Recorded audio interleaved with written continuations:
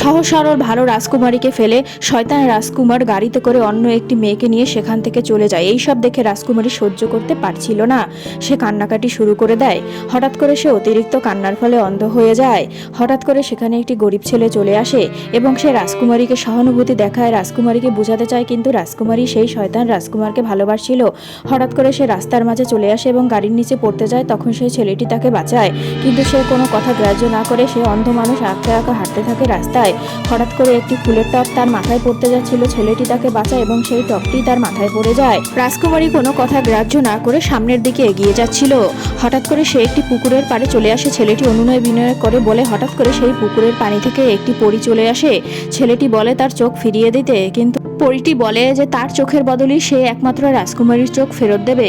ছেলেটি রাজকুমারীকে ভালোবেসে ফেলে এবং বলে যে হ্যাঁ, অবশ্যই আপনি আমার চোখের বদলে তার চোখ ফিরিয়ে দেন, এবং জলপরীটি সেই কাজ করে সেখান থেকে চলে যায়।